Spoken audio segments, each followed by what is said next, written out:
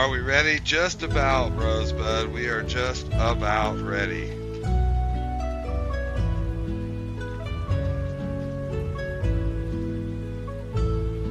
Good to see ya. Who else we got in tonight? Say hi as I get warmed up here. We got a lot to talk about, guys.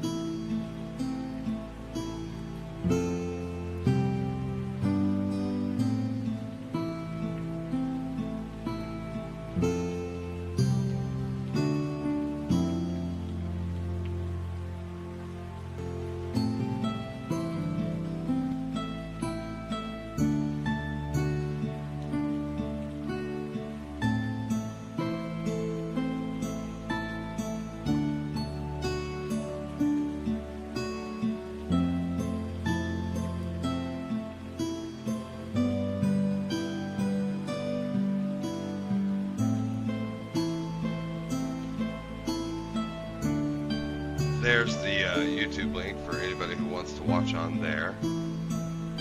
But I suggest you stick with Kick.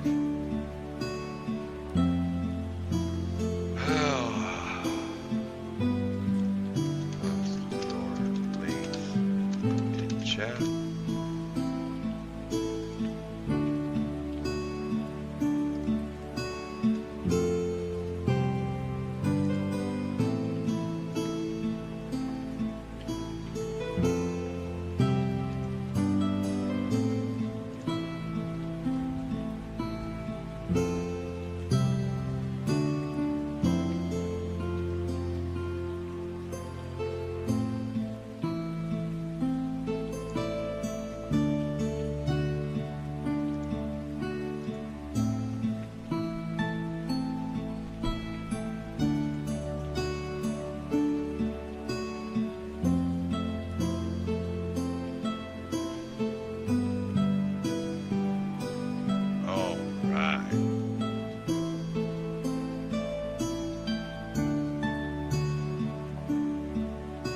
How is everybody?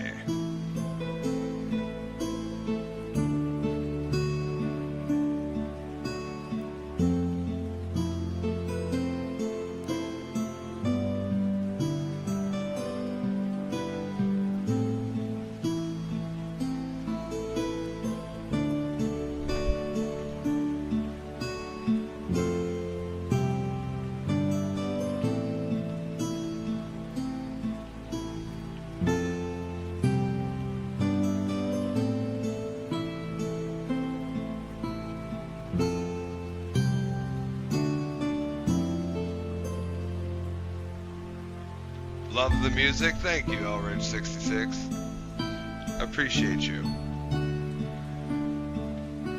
Rosebud, it looks like we are finally getting ready here to go. We are set up. Let me just make one final check to make sure audio is okay. No mods in the chat right yet. That's alright though. We're doing alright. Mostly because a lot of them are modders of other channels, but we should be good to go. If we have any bots or bad behavior in chat, well, people just let me know and I will take care of it. In the meantime, we have a show to get to. So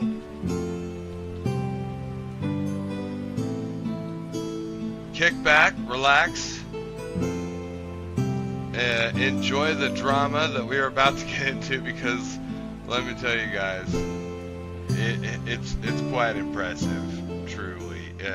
It is a shit show out there. The allegations, the bullshit. I can't lie. That is what it is. We have a lot of insane people on the left claiming all kinds of things. And the first thing we're going to look at tonight is, and I'll just pull it up here, and like magic, boom, there we go. So this is Pierce Morgan Uncensored. We have on the right Officer Tatum, fantastic. You know you love him to see him. He's fantastic on all the different commentary and episodes that he's in on multiple podcasts, multiple shows, political commentary or not. And then of course we have the wonderful Christian rep on here, who's also Officer Tatum is also Christian, but obviously from the Daily Wire, and a good friend of Charlie Kirk's, Michael Knowles, ladies and gents. So get ready, buckle up, because on the left we have Cenk Uygur, a Turkish political commentator on the show called The Young Turks. And he is not shy about his pro-Islamist, extremist, radical promoting nephew Hassan Piker and his, of course, far left agenda. So this is a good one. Everybody takes turns this time talking. I think I've been told. Let's see what we got here. Biden listened to every single thing Israel said. My gut feeling about this, Officer Tatum, is the reason actually in the end neither side has felt compelled to release all these files is that neither side has compelled to release all the files. Okay? He thinks that the reason is, I suspect when we see them all that both sides have a lot of blood on their hands, not literally, but in terms of embarrassing revelation, perhaps. Okay, not literally. When he said blood on their hands, he had to quickly pivot. But yeah, I mean, I've been saying this all along. I was right from the beginning, and I think everybody knows it. Both sides have their hands in the cookie jar some way or another. And I do think that there are tycoons, business tycoons, and or people in government, who knows to what extent, that Trump may have attempted to try to protect. But he said the other day, he tweeted it. Elrich66, I believe you shared a post with me on Truth Social. Trump said, somebody pull it up. Somebody send me the link in the chat. I'm pretty sure he said, release the files, we have nothing to hide. Am I wrong? He did say that. You don't have to share the link. We all know that it's out there. We'll do the homework after the show. But he did say that. Trump said that. Yes. Okay, see? And so there it is. Take it or leave it. Evidence of alleged criminality and so on. I suspect you'll see this is a proper bipartisan scandal. I only base that on the type of guest that Epstein was. Says, I think that you'll see that this is a proper bipartisan scandal.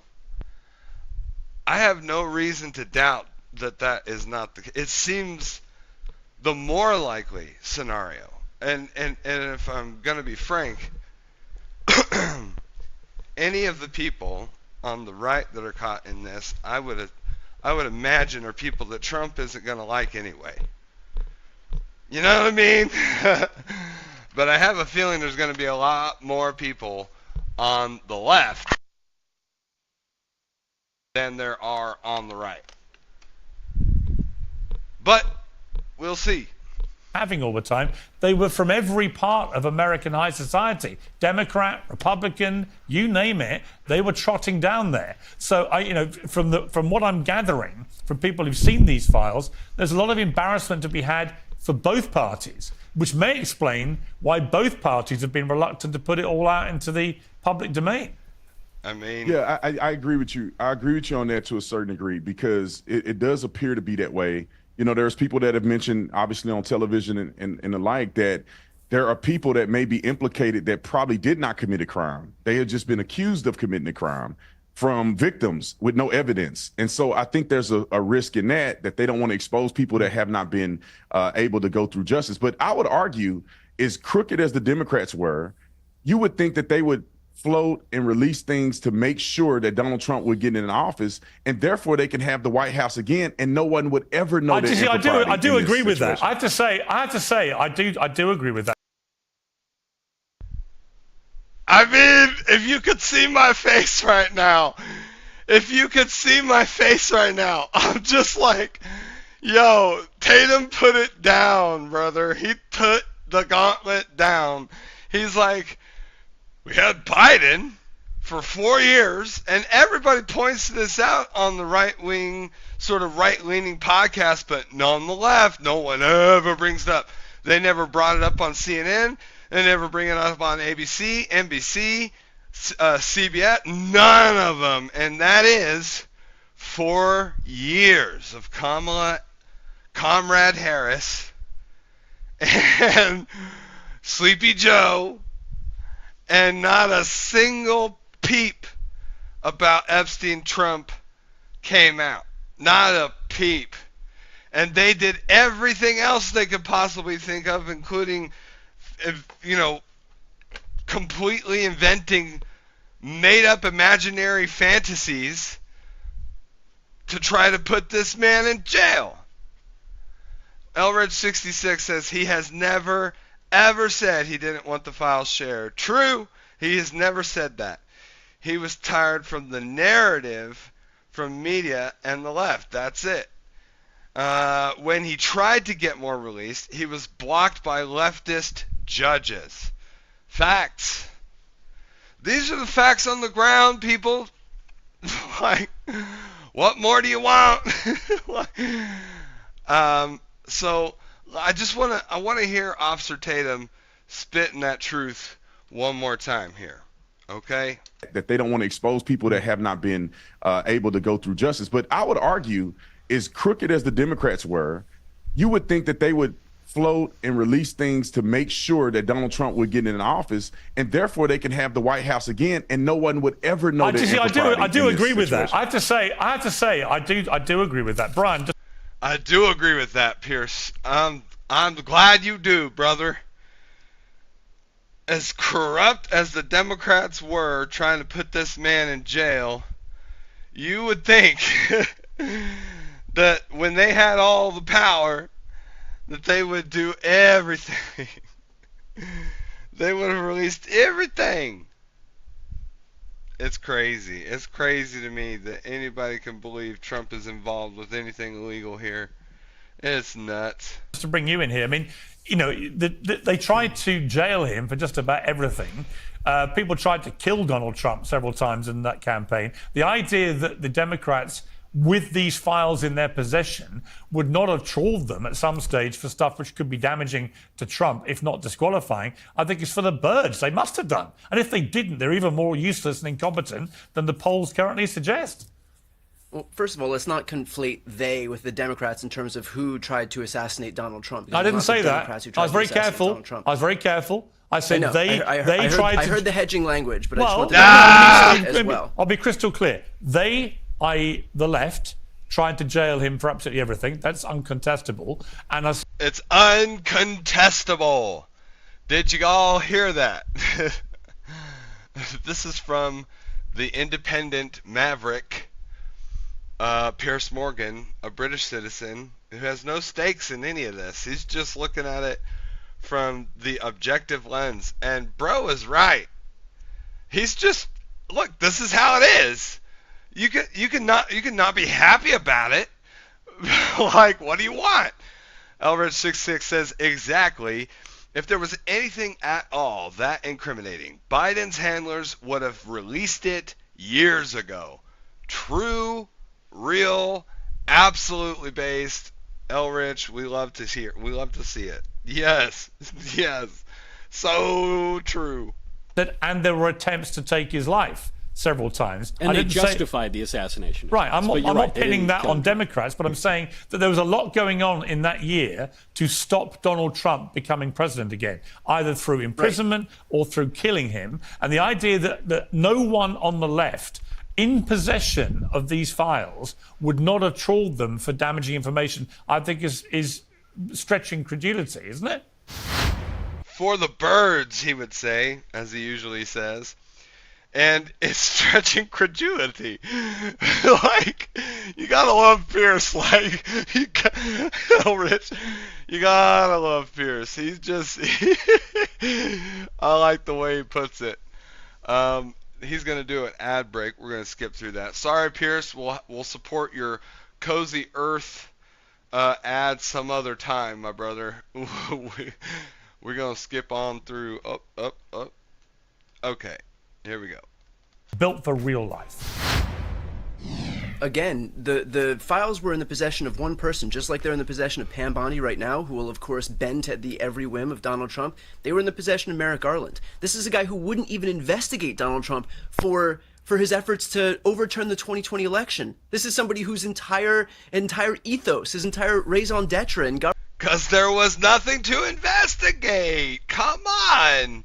What are you talking... Like, what? Government was just to prevent the optics of politicization. Am I surprised that Merrick Garland didn't leak any of this information in the files? Absolutely not. Again, this guy didn't do this. This guy's sole focus was to not do anything political or politicized. So if you're asking why this wasn't leaked, do I think it should have been leaked? Absolutely. Do I care whether anyone from Larry Summers or Bill Clinton all the way to Donald Trump is implicated in these files? Am I looking to protect any of these people? Absolutely not. I think all of this should have been released. And by the way, so did the people that staff this very administration. Dan Bongino, Kash Patel. Not Biden, though. He was busy getting his diapers changed. I missed that. That's so good. Oh, that's so good. The fact that they now are so silent, the fact that they're perpetuating the same cover-up that they once condemned. I don't disagree.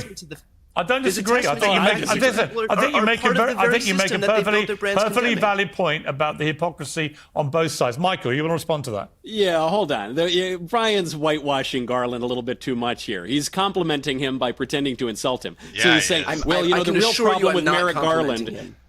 Well, you are, because you're saying the real problem with Merrick Garland is he didn't want to get into the fray of politics. He was so clean. He wanted to remain so above it all. This is the guy who lied about the Biden DOJ spying on Catholic parishes, going in. Yeah, can you listen? Can you believe this crap?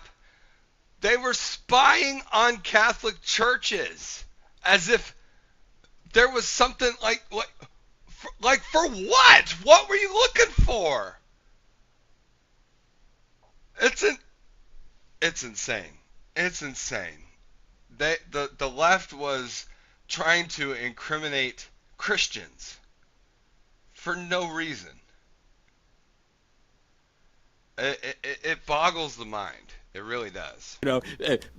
So much perfidy, so much deception. And I don't know, he was a complete political hack. And I think what's important to this conversation is I don't think it was Merrick Garland's pristine moral standards that prevented him from releasing this. I think Let me that ask you a probably question. Piers If you is think- right. if you and think- one second, Brian. I think Piers is probably right. Okay, let me know on the audio the difference between my voice and theirs. Do I need to turn them up a bit? I can turn them up. Right? That if the Democrats don't want to release the files, it's because the files don't look good for them either. If you think Merrick Garland was a political hack, do you think Pam Bondi is a political hack, Michael? I think Pam Bondi is doing a very good job as Attorney General. Well, And I don't think she's a hack like this Garland. woman. I don't This think- woman no, in has the sense that engaged she's in obviously- every. she's This woman obviously has a engaged in Republican every partisan. political. Do I think Pam Bondi is doing a good job as Attorney General? I think she's, if I had to score her out of 10, 1 being the worst, 10 being the best, I'd say she's a 5. I don't think that she's going against anything Trump deliberately and directly demands. I think she's doing exactly anything he wants. Do I think that she's trying to do things other than that, like on the side, or whatever you want to call it, right? I don't know. And I'm iffy about it, but do I think Pam? I don't know. I don't think she's worth trying to attack. I just don't think there's anything there to be gained. You think she's doing good, Elridge66? Okay. I mean, I don't see any reason to think otherwise. Let's put it that way. Right? I mean, I hold my reservations to change my mind. But I don't trust anyone completely. True, neither do I. Man, in this day and age, who does trust anyone completely? Except for, honestly, I don't even trust Trump 100% completely. Not on every damn thing. I trust him probably 8 out of 10. 9 out of 10. You know, do I think that he has a little bias in favor of some of his, so-called the loyalist group? I think sometimes that could be a blind spot for him, where otherwise maybe not loyalists, but people that could still help him, in some way are being overlooked, perhaps. There's something there, maybe. Again, that's speculation, though. But I still, for the most part, I see nothing that he's done or said that makes me distrust him. That's for damn sure. Prosecution. Donald Trump literally sends his little edicts out into the ether on Truth Social. He posted what was supposed to be. Yeah, he does. And one of those edicts was to release the files. They got nothing to hide, brother. What you got to say about that? Huh? Excuse me. Hello, sir. What do you have to say about that? Huh? Can you, he said to release the files. We got nothing to hide. You said he puts edicts out on Truth Social. Excuse me, sir? Sir? Hello? Jackass. Come on. A DM to Pam, telling her what to do, and the second she read it, she snapped too. I don't think the Pam notion Bondi that is Pam lying Bondi is doing a about- very good job, but that Merrick Garland is a political hack. I wish Merrick Garland was more of a political I'll hack. explain to you the but distinction. the notion that I'll Pam Bondi is just some figure, is some I'll explain to apolitical you the figure, is distinction a if you'd joke. like. No, here's the distinction. Oh, come on. You were saying Pam Bondi has an allegiance to President Trump, or she's a conservative or something. Yeah, obviously. Of course, she's the attorney general under a Republican administration. I guess the difference is I don't think Pam Bondi is lying about the FBI going in and spying on the political enemies of the party in power. Was And Pam Merrick Bondi Garland lying did when that, she said the which is files why were he's right on much her more of a desk and hack that they were going to be than any of released? the Republican Listen, I've got a opinion. Was Pam Bondi lying when she said the files were going to be released on her desk? No, she wasn't lying. They gave her what they gave her, and then she gave that to the press. Like, do you see how thick that freaking Trapper Keeper was? Who here thinks that Pam Bondi read all 10,000 pages pages of that fucking Trapper Keeper. Nobody.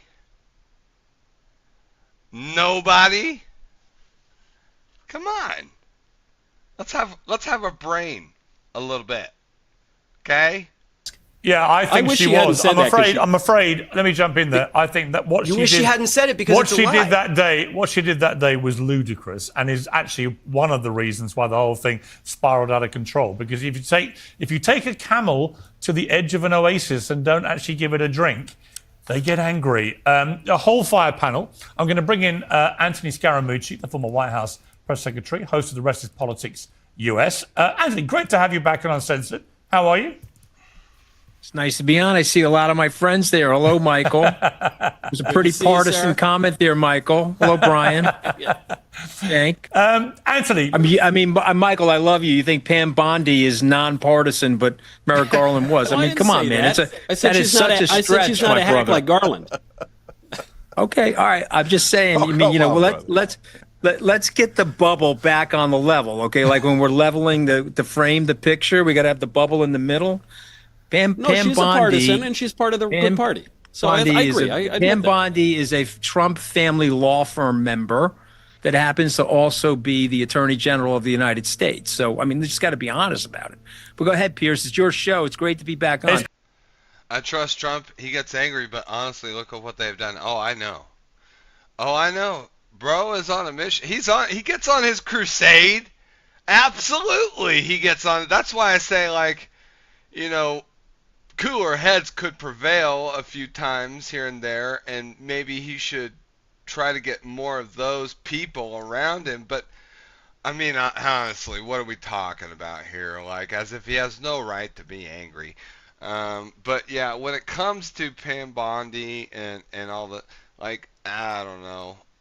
It's just like, I want to talk like up to this guy right now and just be like, hey, oh, really? So you want to mention that Trump's put out all the things he wants to on Truth Social, but you won't mention the fact that he asked for all the files to be put out. Hello? Hello? Jackass. Great to, I don't want you suddenly commandeering my entire show here, Anthony. I apologize for that. I just had to call Michael out because I know Michael a long time. I know Michael's, moves. I know Michael's moves. Well, let's get back to your moves. This whole Epstein scandal, it seems to me it's been an ongoing act of self-harm by the Trump administration to take all the media to a place where they were just expecting to be given all the files and be boasting about how transparent you're going to be, how you're going to finally get to the bottom of all this, and then just to put the drawbridge up and say, no, it's all over, no files, no investigation, nothing. And now to be sort of bullied into going along with its release and so on. It's all been handled very badly. And what's been fascinating, I think, to watch from the outside is the way that a lot of the pressure on Trump has not just come from Democrats, but has actually come from within the MAGA base, who were enraged about this and wanted these files released and have been completely incredulous as to why suddenly they weren't being. Well, I mean, there's a lot there, but I guess what I said last week on our podcast, his move is to say he wants full disclosure because that gives him coverage with his base. His base believes in him no matter what, and no matter what comes out of the disclosed file. I mean, there is a sense of no matter what, yes, there is that kind of bias that we have towards Trump, and he's earned it. The reason we have the bias is because he's freaking earned it. He didn't lie to us constantly about COVID and shut down all of society, all the schools. Kids don't have any damn education. He didn't ruin the United States with 20 million immigrants from from like the Middle East, Nigeria, Mexico, Venezuela. He didn't allow 300,000 Americans to be killed by fentanyl. He didn't allow, that's why we trust Trump. That's why. You want to know why? Because he didn't fucking lie to us about everything. Excuse my French. I'm going to try to emulate Charlie more often and watch my mouth here. But man, oh, does it make me mad. Trump will have a defense that his base would believe. And so I was very surprised that he went in the direction that you're describing. And of course, on Sunday night, he went in the direction that I thought was the more accurate offensive direction for the president, because that's really his only move. I mean, he would have lost, and he would have showed a fissure in the MAGA base by that House vote going against him. So, but I will say this, and people could disagree with me on here that really like the president. He looks tired. He looks distracted. And he's obviously worried about something, because you don't make the moves that he made, the ones that you're describing, if he's not worried about something. But he's going to get forced into this now, and I believe that they'll go back to Pam Bondi and say that there's an ongoing investigation, a result of which none of this stuff can be divulged at this moment.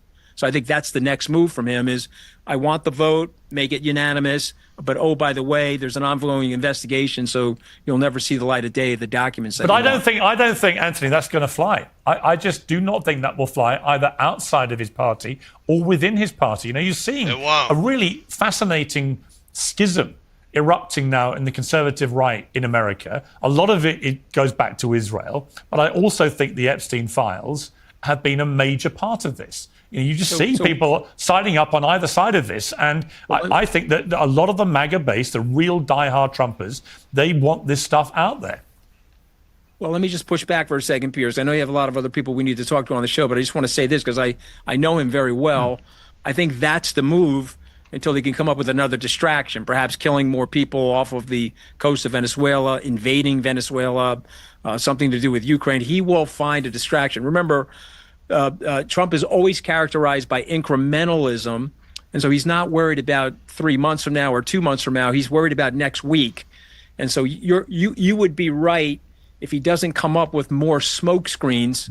And I would just tell you that he has a PhD in smoke screening. So I predict he'll find something to distract people from this over the ensuing months. Oh, all right, come on. Michael, just bring you back on that point.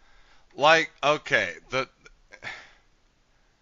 the real bullshit is he's going to claim that the Venezuela stuff is the distracting part of it.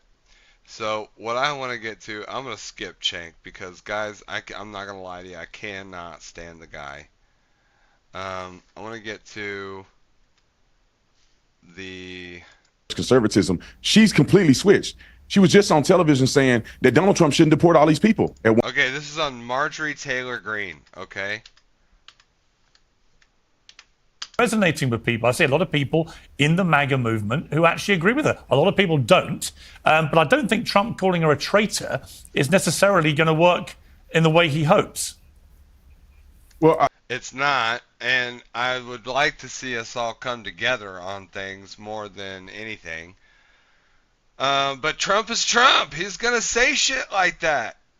Elrich, Rosebud, I know you both know that Trump just says shit like that. Right? Like, he does. Obviously he does. Tell me I'm wrong. I disagree on that. If you look at Marjorie Taylor Greene, she switched. She didn't. It's not that she continued in the MAGA way. She continued with America First conservatism. She's completely switched.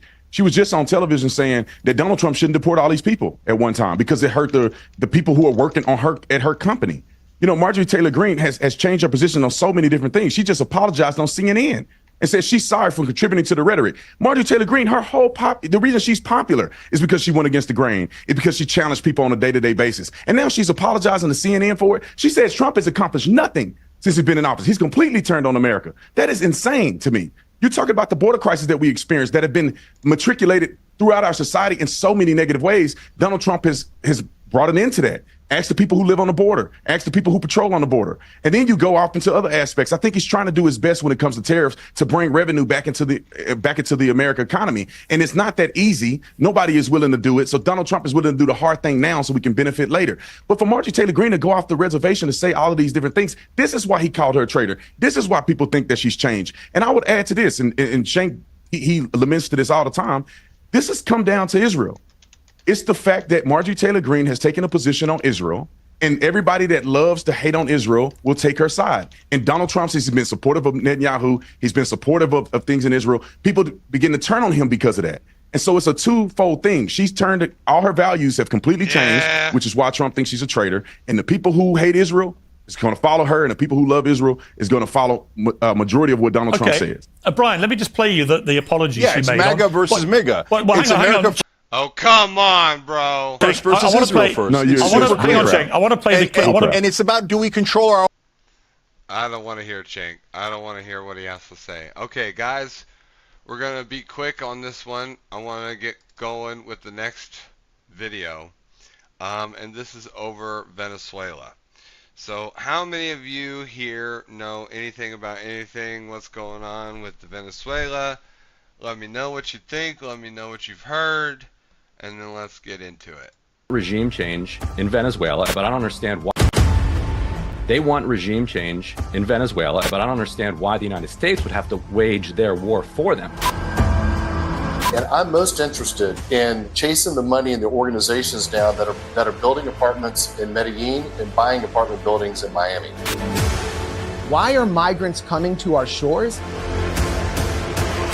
It's because of the coup program that virtual ambassador and coup manager Jimmy Story oversaw, which brought Venezuela's economy to its knees by 2020, reversing all the gains they had made when Hugo Chavez slashed extreme poverty by 50%. Well, apparently I forgot to wear my tinfoil hat for the panel today. Just like he said things about Musk, and that has resolved. And I think the same thing will happen with Marjorie Taylor Greene. You know, Rosebud, I appreciate that sentiment. I hope that's what happens. I really, really do. Elrich, let me know what you think about that. Honestly, I really hope that's the case. That's all we can hope for, guys. That's all we can hope for. So let's move to the Venezuelan military buildup. If anybody else, feel free to chime in on any of the other topics here. At least 80 people have been... One sec here. Okay.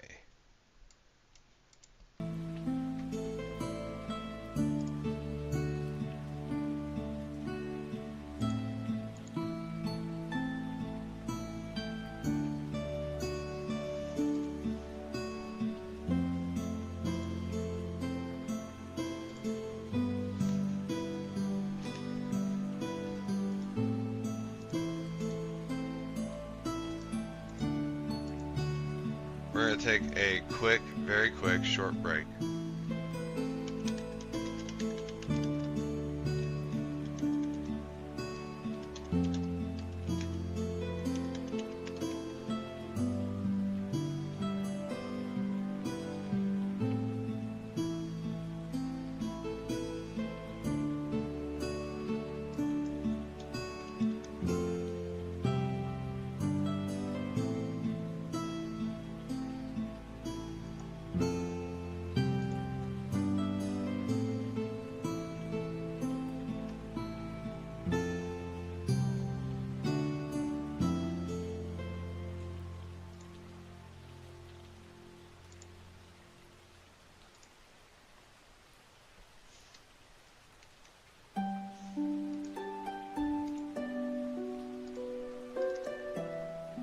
Short break.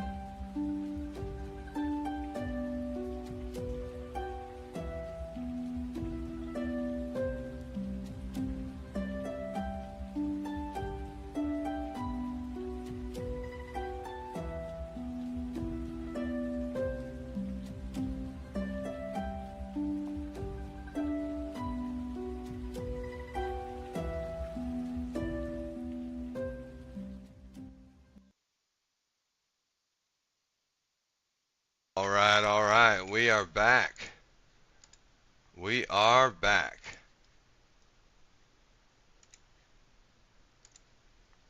And we're ready to kick some butt here. Let's get back into it. Killed in 20. The panel today. Here we go. At least 80 people have been killed in 21 separate US strikes on Venezuelan boats, the most recent of which came only this weekend. The White House says they're trafficking drugs to the United States, although we only have their word for that. And whatever the purpose of the strikes, it's very clear that something big is happening. The US has sent the world's biggest aircraft carrier to the Caribbean Sea, where it joins a whole fleet of warships in the biggest military build-up there for almost 40 years. Venezuelan dictator Nicolas Maduro has urged Trump to change course and channel John Lennon instead. Peace, peace, peace. Oh, yeah, right. Hacer todo por la paz. Channel John Lennon. ¿no? Alfred Nazaret, ¿cómo era la canción de John Lennon? Imagine us people. Oh, what? Mira, son jodedores, vale. What many of Trump's supporters can't imagine is how attacking Venezuela can possibly be reconciled with America first. And critics on both sides worry about the long precedent of US presidents using war as a distraction. So is the US really heading for war? Well, joining me to discuss all this is Mike Baker, the former CIA operative, host of the President's Daily Brief, Ambassador James Story, the former US ambassador to Venezuela, Ryan Grimm, the Drop Site co-founder and co-host of Breaking Points, and Max Blumenthal, the editor of The Grey Zone. Welcome to all of you. Mike Baker, I want to start with a clip of Donald Trump talking on Air Force One on Sunday night. On Venezuela, sir, you've had a lot of meetings on Venezuela. I know you can't tell us what your next steps will be, but can you say, have you made up your mind? Okay, you just admitted that he can't tell you what his next steps will be, and then you ask him, what are your next steps, Mr. President? What the hell? What you'd like to do as far as action for I sort of have made up my mind. You have. But I can't tell you what it would be, but I sort of made up my mind. What do you say to some of your supporters who might not be excited about another foreign campaign? Well, we'll see what happens. I mean, I can't tell you what it is, but we made a lot of progress with Venezuela in terms of stopping drugs from pouring in. Well, to go with that, US Secretary of State Marco Rubio issued a statement on Sunday announcing that the US intends to consider the group Cartel de los Soles, a foreign terrorist organization from November 24. The US alleges the group is led by the Venezuelan president Maduro. So, Mike Baker, what do you make of this? What is happening here, both in the attacks on these boats, which the administration says are all drug smuggling, and also the wider build-up of the military, which is pointing to an altogether more serious military engagement with Venezuela? Yeah, it's there's a lot of elements here. There's a lot of moving parts, but I think what we're seeing is a couple of things happening at the same time. One, obviously, they've stepped up their counter-narcotics operations. I can't speak to the legality of all of this, the legal issues that surround knocking these vessels out of the water and killing over 80 people. What do you mean the legality? He's the president of the United States, the commander-in-chief. He's in charge of the military. Legal has nothing to do with it. The bro has all the power in the world to do this. Every right. They're a terrorist organization. It's already been decided. What are you talking about? Come on, Mike. You can do better than that. I believe in you. Come on now. From an operational perspective, you can talk about the credibility of the intel. From my perspective, I don't have insight on that, so it's speculation. But I would like to see, I can tell you, I would like to see a little bit more transparency to the degree that you can from the administration to say these have been the targets. This is why we are going after them specifically, rather than just some blanket statement saying they're narco traffickers, they were on a narco trafficking route, whatever it may be. So they need to. I think that's a real problem for them. But the buildup that's out there, if you're just looking at a Okay, all right. What, Mr. Baker, would you like them to say? What else besides, these are drug traffickers, and we don't want them to come here. We warned them first. They disobey. They try to sneak by us, we blow them up. What? I don't know what are we missing? What am I missing here? Hello? Hello? Is anybody home? Come on. Narcotics operation, it doesn't make any sense. It's outsized, right? So having a carrier strike group out there, along with all the other support assets and vessels that are there. Okay, I know where he's going with this, and I like it. So let's hear him out. Let's hear him out. That doesn't make sense from just a pure counter narcotics operational perspective. So I would look at that then and say, well, there's another track here, which is the effort to influence Maduro to move out of the way.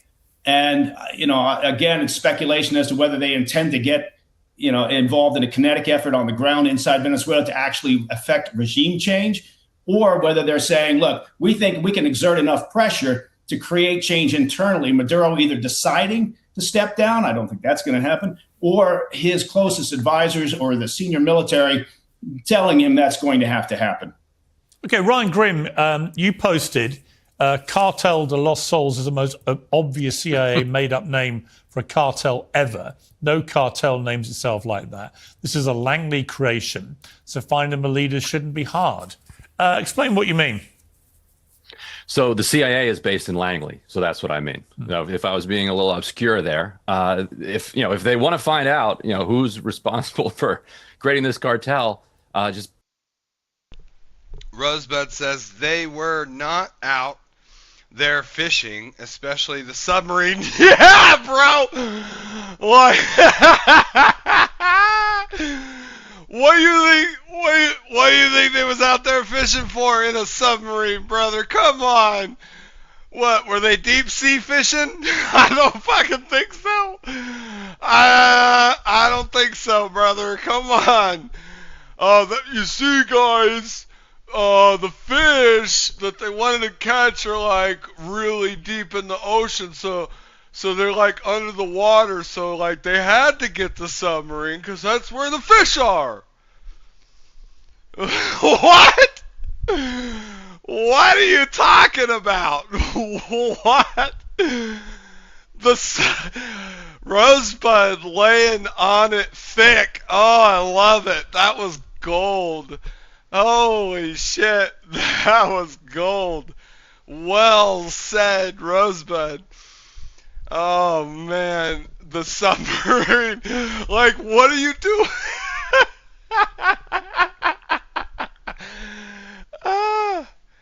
Oh, that's too good.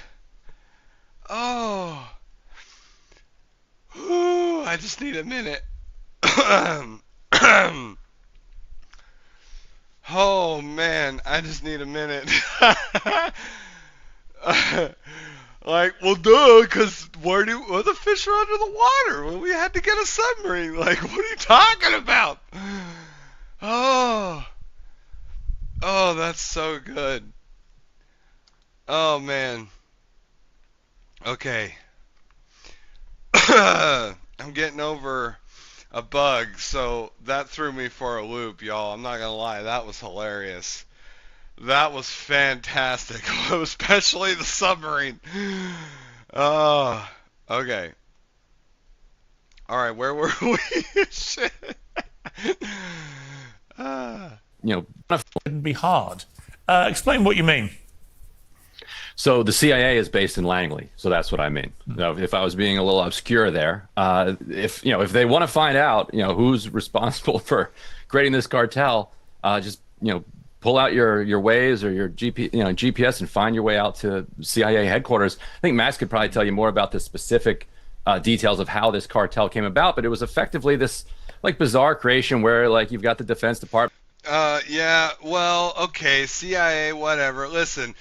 Just as an FYI, for those of you that don't know, Rosebud GG44 is talking specifically about something that actually literally happened. We blew up a submarine. They were trying to smuggle drugs that way into the United States. And it's like, bro, and it was a commercial submarine. It wasn't a military submarine. And listen, brother, if you think they're fishing, well, I don't know how you can go fishing in a submarine, but it ain't gonna be good. It's like, riddle me this: how does one go fishing in a submarine? Like, I just don't think so. This was widely reported. Everybody's heard it before, seen it before. And maybe we'll pull up some footage of it here soon. But that to me is proof, you know, that there's this, like, the fact that they could have, first of all, the fact that they could afford a submarine means that this is really a big, big deal. This cartel is organized, they are well funded, they are extremely wealthy, it's a big business, and they have a lot riding on the line, and they want to get in and around our U.S. blockade to smuggle in fentanyl and kill Americans. That's the bottom line. We're like, no, you don't get to do that. No. Excuse me, cartel members. No bueno. No bueno. Okay? ¿Qué pasa? Like, no. In the CIA involved in some, counter, they're trying to basically overthrow a government, and they need some like narco terrorists for whatever play they're using, and so they kind of fabricate this cartel. You agree with Rosebud? Nobody would not agree with Rosebud's. Nobody would. Bro, a submarine. I don't know how you going fishing with a submarine, but it ain't gonna be a good, like, you like, well, we gotta go where the fish are, then they're under the water. Oh, come on, brother, give me a break. Of the sun, and call it cartel of the sun. It's like, what are you even doing? No, this is not even serious. Gotta go where the fish are. Give us like at least something that is like plausible that we can cling to. Like, what happened to the days where like you're like, okay, maybe Saddam Hussein at one point did have weapons of mass destruction. He didn't then, but at least like it's plausible. Like there's so little respect for the American people now that when they're trying to march them into war, they don't even give them something that they can even pretend to believe. So what do you think they really want to do here? Well, I think I don't know if you had to take a break there, Elrich, but I basically about lost it. My whole effing mind was like, she said the submarine thing, Rosebud did, and I just, like, that was hilarious to me. Like, how you gonna pretend like, we just out here fishing in a fucking, like, well, we gotta go where the fish are, see? Like, riddle me this. Like, come on, brother. The Rubio wing, and I think we need to distinguish between President Trump and Rubio in this case. Rubio has been boxed out of Ukraine, has been boxed out of Gaza, so he's got his little Caribbean sandbox here. And what he is doing is playing out the fantasies of the Cuban right over the last couple of decades. And they want regime change in Venezuela, and they think that that'll have the knock-on effect of creating regime change back in Cuba. That's fine if, like, the Cuban right wants to do that, but I don't understand why the United States would have to wage their war for them. The same kind of pressure was applied to President Obama when it came to Libya, and unfortunately for us, for Libya, for the region, Obama capitulated to that, and we now have this disastrous situation that the entire world is living with. I think Trump... Well, that I agree with. Obama capitulated to a lot of the bullshit. We all saw what the withdrawal, with both the withdrawal with Clinton as his Secretary of State from Afghanistan, but also the withdrawal, the further, I guess, withdrawal. I think that happened in 2020, or I'm sorry, maybe 2020 or 2021. No, it was probably no. It was 2021 with Biden's administration, but all equally disastrous. Yeah. Trump is aware that this kind of attempt to just decapitate a regime is likely to lead to another Libya situation. And so far, I think Trump actually deserves credit for standing up to this war hawk wing. And in fact, if he does stand them down and resist a war, I'd almost say you would give him credit for stopping a war, because to have a hawkish element, this committee. I agree. I don't think that he's going to. Look, Trump knows. You all heard it. I heard it. Everybody heard it. No more wars. He doesn't want forever wars. He's not going to get entrenched. He's not going to put boots on the ground. It isn't happening, people. It's not happening. But we're going to project power, and we're going to project we're going to pull up our britches and say, no more fentanyl killing 300,000 Americans. Sorry, F you. That does not have to mean boots on the ground. What it means is we pull up submarines trying to get underneath our Navy. We just push buttons. That's all we're doing. Launch, boom, done, pack it up, go home, boys. War's over. What are you talking about? I agree with this sentiment. I agree. To regime change, and to be able to stop that, even as president, is not that simple. Ambassador Story, I don't think politically that Trump is in a great place right now with his base because of the Epstein scandal, because of the Israel-Hamas war, to go and try and affect regime change in a place like Venezuela. I just think, never mind the sort of military operational side or even the ethics of it, just from a purely political... Okay, but this is Maduro bipartisanly is hated, both by the Dems and the Republicans. Okay, Maduro is a tyrant. He is hated by his own people. The human rights violations, all this shit, and the fentanyl crisis, bipartisan support is there to oust the guy, if they can do it in a way that doesn't involve American boots on the ground. I think that will be a W for Trump, 100%. There's no question about that. Everybody knows that that's likely going to be what happens, if we can get that to happen. And I think we can. Perspective, it would seem to me to be an entirely self-harming act, wouldn't it? Yes, and I think Trump understands. Sorry, that was actually... Sorry, Ryan, that was for Ambassador Story. Well, I'd be delighted if you wanted to answer the part on the Epstein files, to be honest with you. I'd rather say that I'd like to go back to why. What's the causus belli here?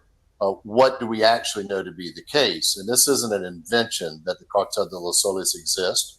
You can talk to Cleaver Alcala, who's in jail. You can talk to Pollo Carvajal, who's in jail. You can talk to the nephews of Celia Flores, who's married to Maduro, who were in jail.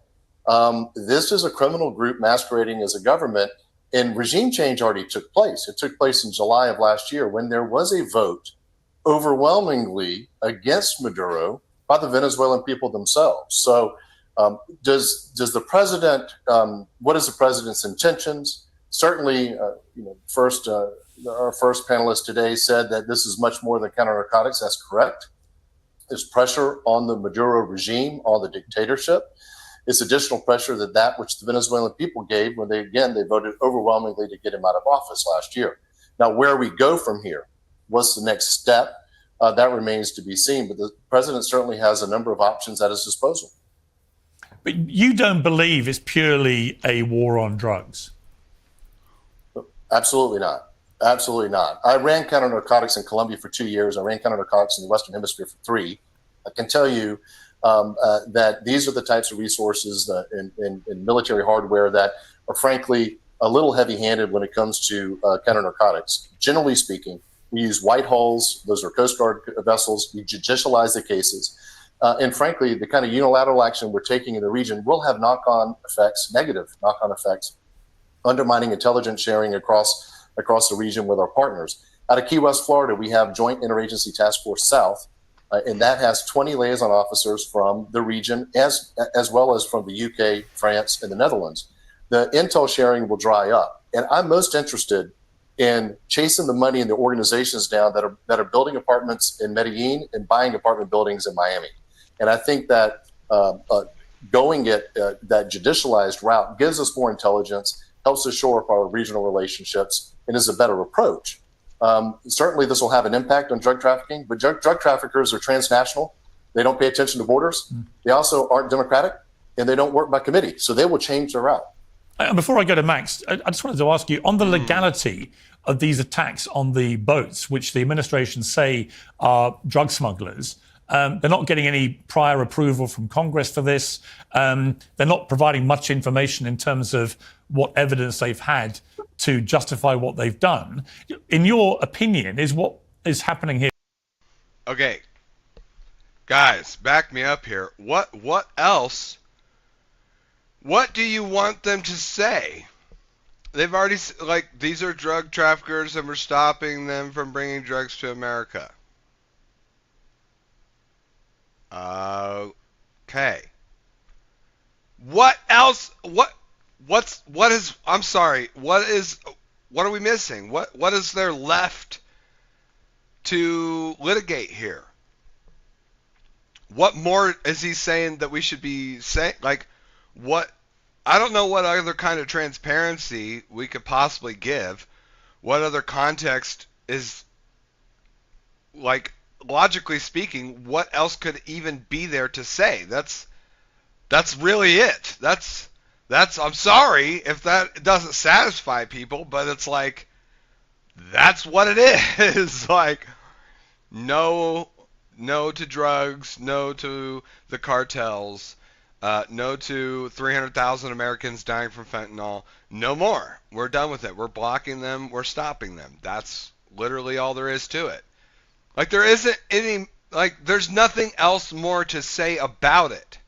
Back me up here, guys. There's got to be, like, am I right? What else do they want him to say? You know? Were these boats legal? Listen, I think that if you look at going after foreign terrorist organizations, as we did under many of the prior administrations, going back to Bush, and you can look at Obama, and you can look at Clinton, you can look.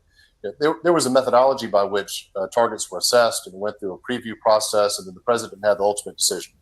I don't know what the process is here. What I can tell you is what the impacts will be for our cooperation regionally, and that's a negative impact on our cooperation.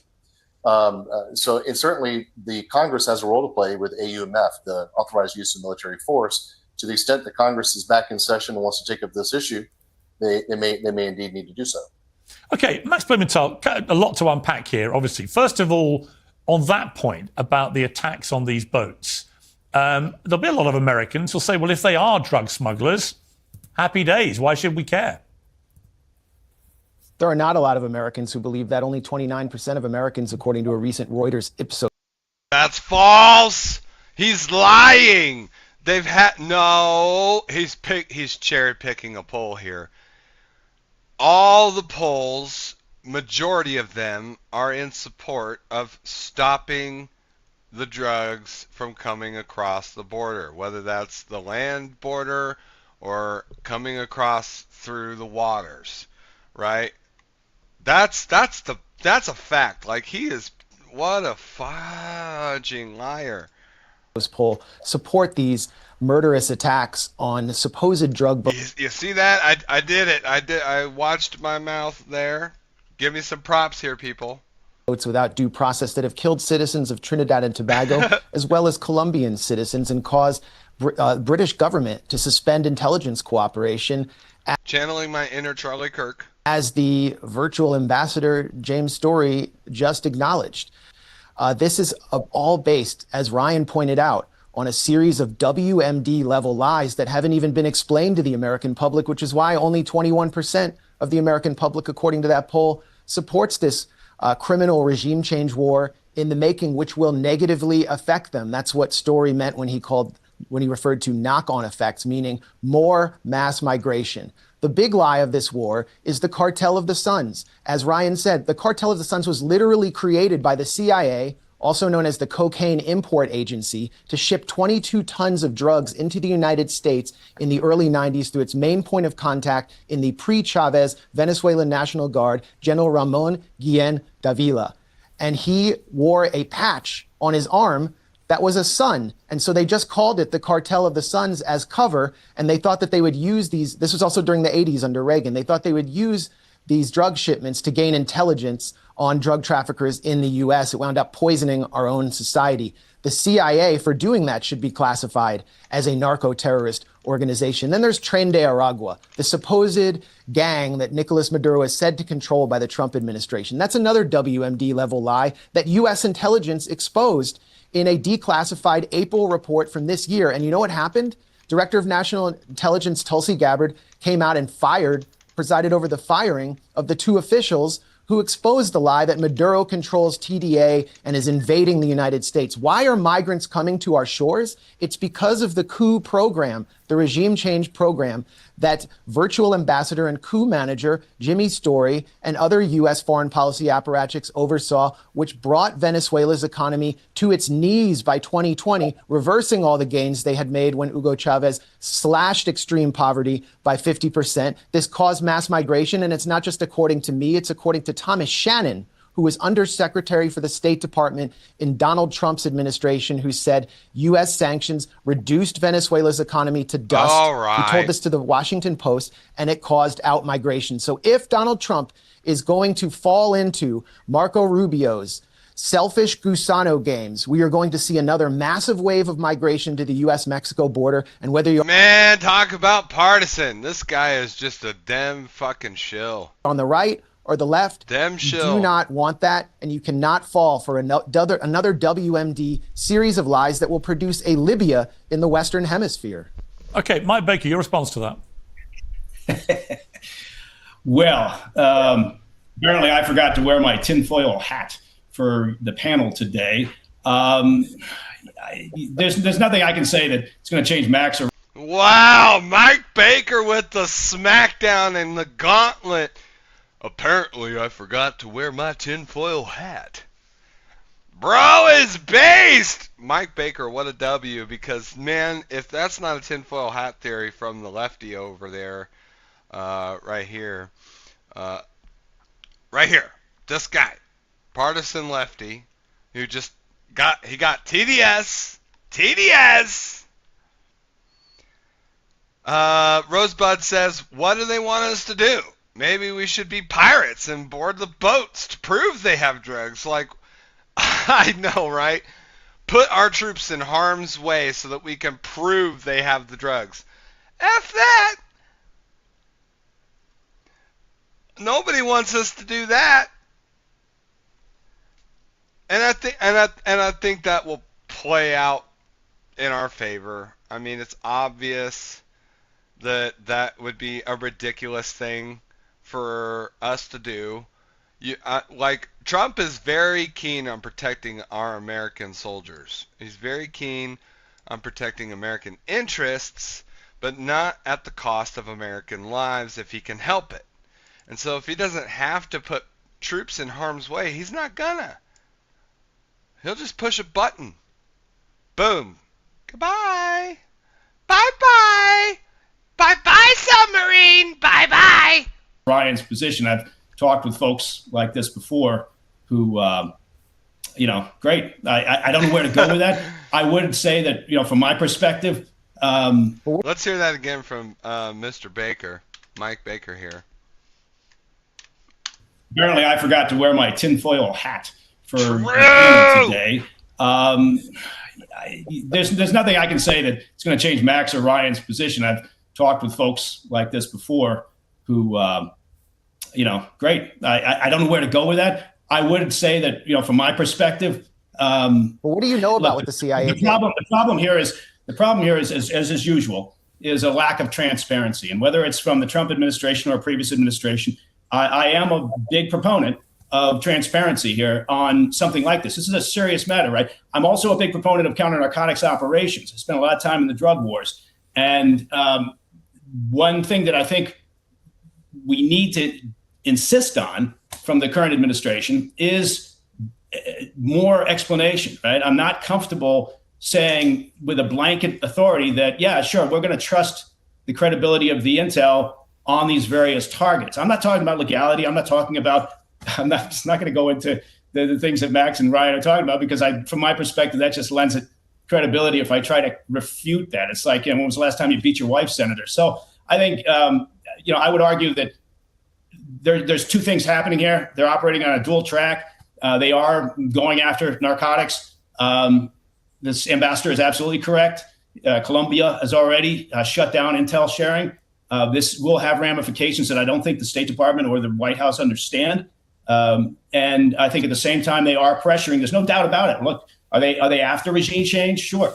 That should not be a goal here. I think if we can pressure internally the advisors around Maduro to say it's time for you to step down, that would, in fact, I don't know whether Max and Ryan agree with me, but that a change in government in Venezuela, I'm not saying regime change, I'm just saying if Maduro stepped down, that would be a wonderful thing for the Venezuelan people, I think, unless... Obviously it would be, and it would be good for American interests. We don't want a government that's in bed with the cartels and feeding Americans fentanyl and cocaine and crack. No! We don't want it! Get it out! You can do investments, you can do business, trade partnerships, all you want, but not the illegal kind. How about just no to that bullshit? And if our pressure from being there gets us a government in charge that favors us in a more, that's more pro-American in terms of, being invested and doing business with trade and all that stuff, like whatever, I think that benefits America. Yeah. If a regime change, lends itself that direction, then yes, we should be in favor of that. But, through no more forceful means than what we have going on right now. Right? If Trump decides to, take further bombing action or something like that, I don't know, but I'd like to hear his explanation for it. I'm sure he won't do that for no reason. They're big proponents of the... But I do think that they are in bed with the cartels, the Maduro regime. They absolutely are. We all know they are. Form of socialism that Maduro is pushing. And they're communist, yes. Anyway. They're allies of Cuba and China. Come on! That's what I got. And back to the story. Obviously, the United States doesn't recognize Maduro as the president after the outcome of that last election in 2024. It's been dismissed widely internationally as well, and by the opposition in Venezuela. The opposition leader in Venezuela just got the Nobel Peace Prize, which many think was not a coincidence. That election is deemed to have been neither free nor fair, and they believe the opposition party won the election, but the Maduro government stole it. So you have that as the backdrop to the legitimacy of the Maduro election. But history also shows us that when the United States tries to enforce regime change anywhere in the world, it's rarely anything but a bit of a mess, often with extremely bad repercussions.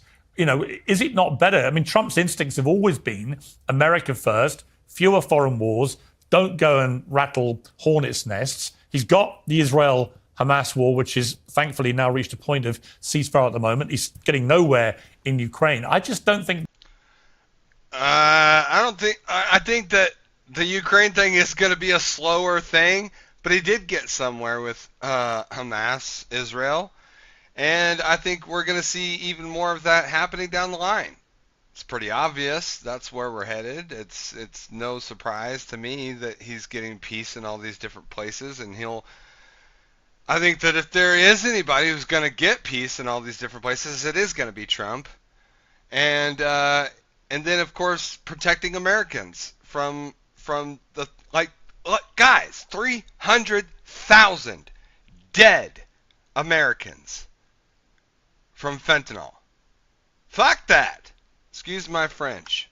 That his instincts will be telling him that going in there mob-handed to effect regime change would be anything but a potential disaster, maybe not militarily, but politically for him. Well, I want to kind of turn you asked like 5 questions in one here, and I want to try to pull it apart a little bit without going after the ad hominem attacks by one of the other panelists. I think we need to recognize a couple of things here. One, this is a criminal group masquerading as a government, without a doubt. Yeah, 2, it is. This is a group of people, Maduro and company, who have crimes against humanity charges against them in the ICC. They have narcotics trafficking indictments in the United States. They are responsible for the mass migration, which started in 2017, before the oil sanctions were even instituted. Therefore, 9 million people have already fled that country because they're fleeing torture, dictatorship, and death. What happened to Captain Acosta Arevalo? What happened to General Baduel? What happened to Fernando Alban? And what we have people who continue to make excuses for a murderous regime because they don't like the politics of the current administration in the United States. There it is. Now, the president has a number of options. I do not believe that Maduro leaving Venezuela will end in... You have done a good job, sir. I think you very nice. Yes, sir. You have explained the position very well. Yes, marvelous. What do you think, Pierce? What do you think? Haiti or Libya or Iraq. That's simply not true. Now, Maduro likes to talk about Afghanistan and Vietnam, and we're going to enter this terrible moment. It's not true.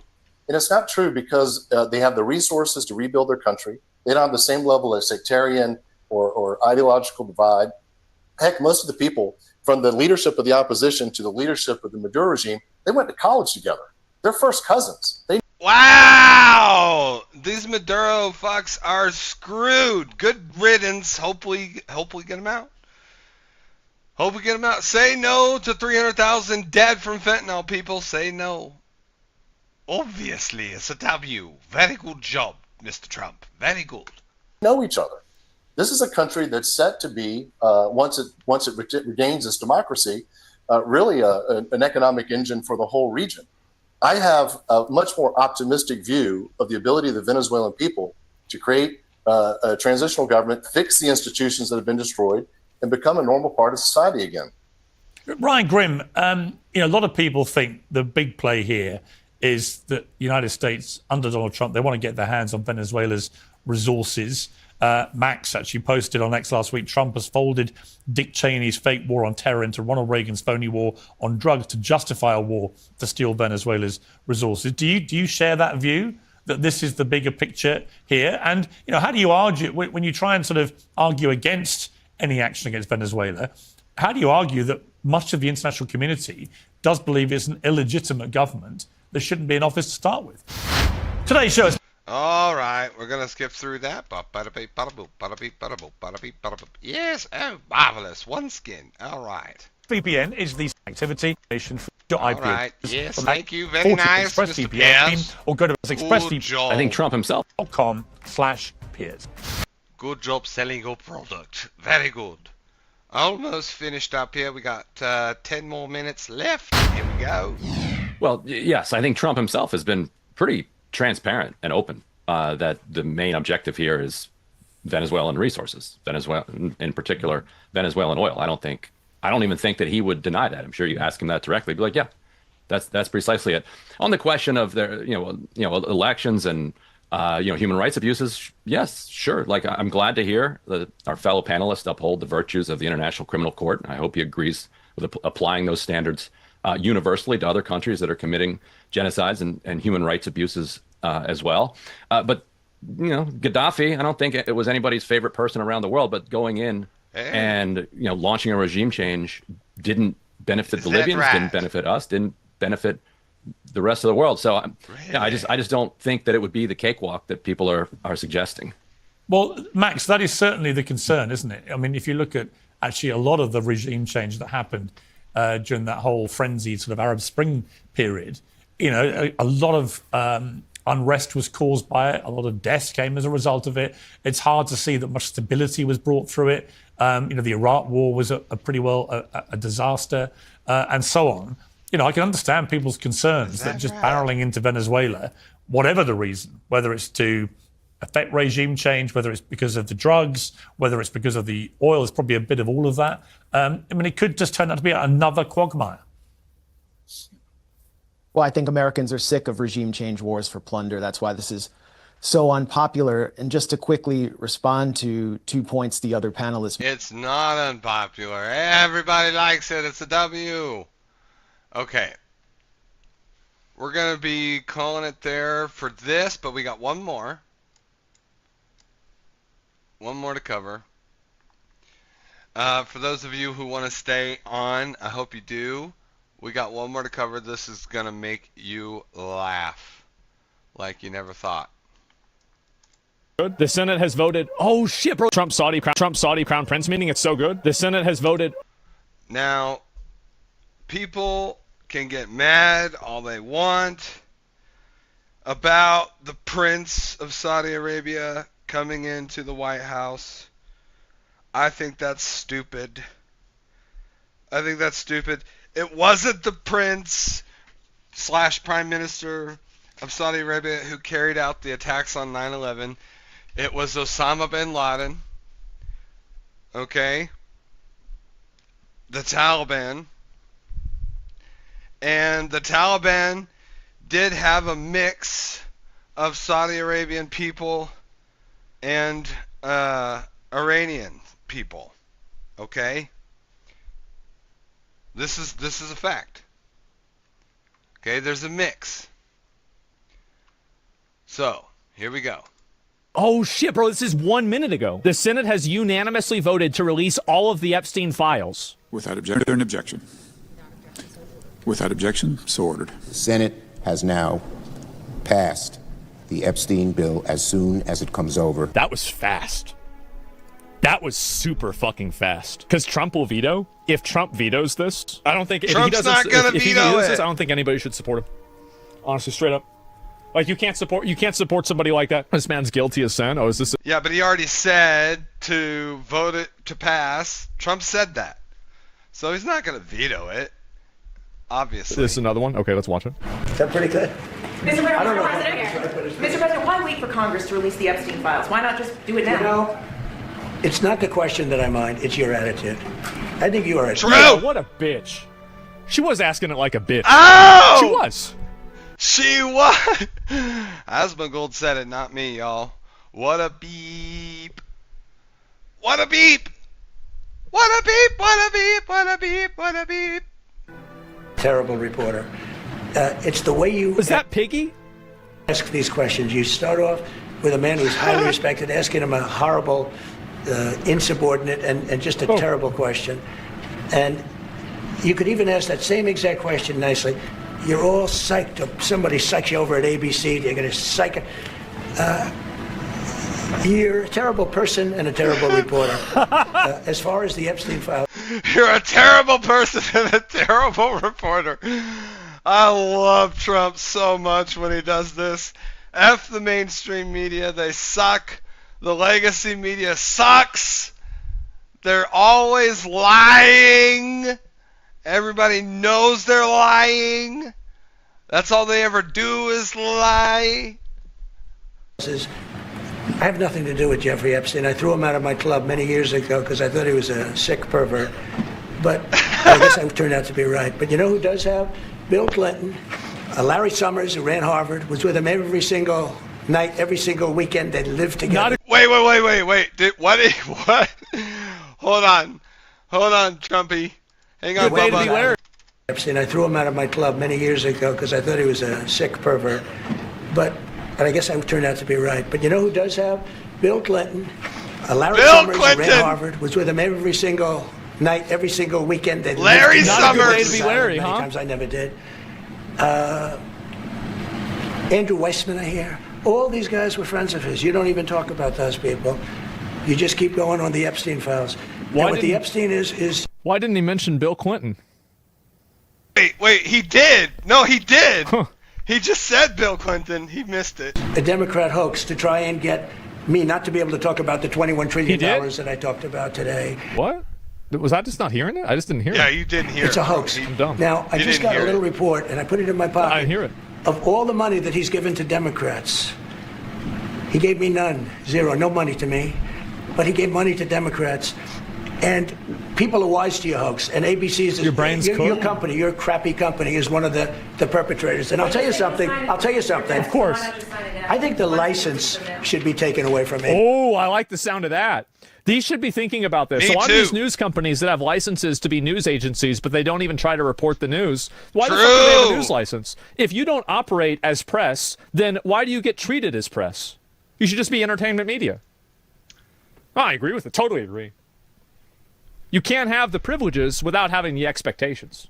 Yeah. BC, because your news is so fake and it's so wrong. That's right. And we have a great commissioner, the chairman. My brother, you're watching Fox News? Yeah, and you know what happened with Fox News? They had to use that same defense, and I agree with that. And they got sued for those voting machines, and they deserved it. They shouldn't have said that. You think that I'm not consistent? Go mods, go ban that guy. Perban him. Who should look at that, because I think when you come in and when you're 97% negative to Trump, and then Trump wins the election in a landslide, that means obviously your news is not credible, and you're not credible as a reporter. So I've answered your question. You should go and look at the Democrats who received money from Epstein, who spent their time. Larry Summers was with him all the time. That creep of the fund guy was with him all. He almost said somebody's name that he wasn't supposed to say. Did he really say Bill Clinton? You're a terrible person and a terrible reporter. You're a terrible person and a terrible reporter. As far as the Epstein files is, I have nothing to do with Jeffrey Epstein. I threw him out of my club many years ago because I thought he was a sick pervert. But I guess I turned out to be right. But you know who does have? Bill Clinton. Damn, bro. I didn't even hear that. I don't know. Yes! And yeah, I was so confused. I didn't hear that at all. But yeah. And fuck, we saw the letters. Yeah, he didn't say. For some reason, I just didn't hear it at all. Let's see if I can find it. Here we go. Is it appropriate, Mr. President, for your family to be doing business in Saudi Arabia while you're president? Is that a conflict of interest? And Your Royal Highness, the U.S. intelligence concluded that you... Why can his family not do... What the hell? So all of his... Not only can he not be in business, but his family can't be in business either.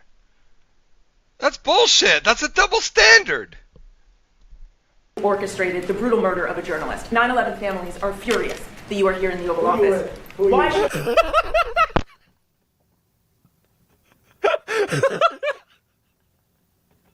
Is that right? Oh my God, bro. Yeah, look at I was him. mad. He's exactly. smiling. Like, oh yeah. You know why they do this? Look, I'm not a fan. I won't lie to you guys. I'm not a fan. I'm not a fan of this guy. I'm just on principle as a Christian and as a preservationist of the Western society.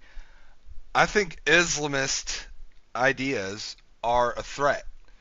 You know, you can marry. They in Islam allows you to marry young girls younger than 10. That's sick. That's sick. I do not think that the theocracy that is Saudi Arabia or Iran for that matter, which is way worse, is a good thing. But we've seen what the forever wars have gotten us, which is nothing. Okay, so just because I'm not a fan doesn't mean that I don't think that we should not be pursuing. Doesn't mean I think that we should not be pursuing trade and just peace. Like, live and let live.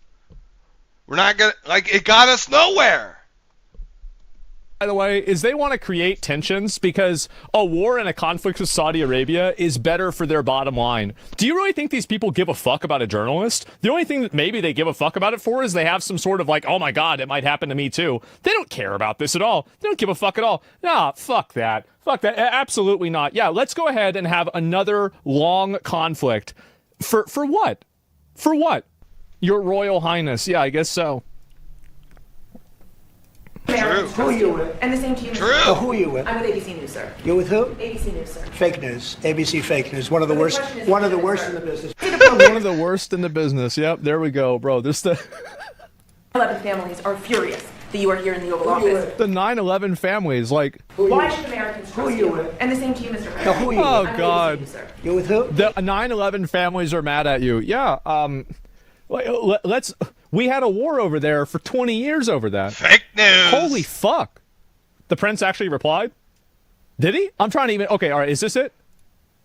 Doing business in Saudi Arabia while you're president is Okay, a here we go. conflict of interest. And I found Royal it. Highness, the U.S. intelligence concluded that you orchestrated the brutal murder of a journalist. 9/11 families are furious So she's the same one that's causing even more trouble.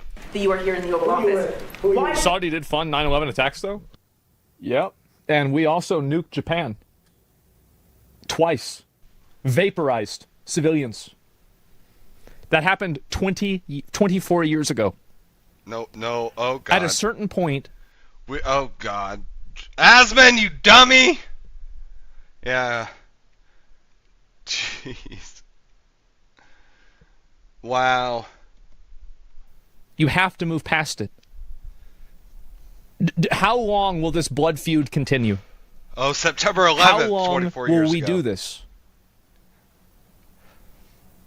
Really? 24? Yeah, 2001? Because it happened, so it was 24 years ago. Yeah, right? 9/11 was 24 years ago? Y'all got me fucked up. Y'all got me fucked up on this. Like, what are y'all saying this He said we nuked Japan. for? Like, you said Pearl Harbor? I didn't say Pearl Harbor. He What the didn't fuck are say you talking Pearl about Harbor. He said Harbor we for? nuked Japan. So yeah, I think he meant the nukes happened in 2001. No, those were in 1995. What do you mean? Of course not. Americans trust you? What? 1995? Who are you What? with? No. Oh my Oh no, God. no, that was World War II. That was in the 1800s. Never mind. You're with who? Oh, 1800s? 1800s? Asman, come on, dude. Oh my God. Holy shit. Get a little bit of credibility here, brother. Come on. ABC fake news. One of the worst Okay, we've seen this. ever was, and that it ever could have been, no matter who was president. There would be nobody bringing in 21 Oh, tricks. okay. Done very little with they have. It's one of the worst. I thought this was so he called her fake news twice. I thought that this was a clip that I had already seen, but this is another clip of him saying the same thing. Actually, yeah, it's a little bit different. You guys fucked up by mentioning Japan so close to Afghanistan. Well, I'm just saying in general, right? I thought you said you guys attacked Japan 24 years ago. No, that was a long time ago. That was like World War II. But like my point is that at a certain point, you have to move past prior like conflicts and wars that have happened, and you have to look towards the future and having a degree of diplomacy, because really a lot of the people that probably made those decisions aren't around anymore, and this is especially true, obviously, with Japan and America in World War II. At a certain point, you have to be able to move past that. You have to be able to live beyond that. And Agreed. if you go back and you count tallies of like Agreed. No more forever wars. Obviously, that's the case. I think we're going to call it there, guys. I appreciate everybody watching. I appreciate all you sticking with me till the end here. Make sure to follow, give me a like on YouTube, etc. We'll get the video uploaded probably tomorrow. And we will see you all.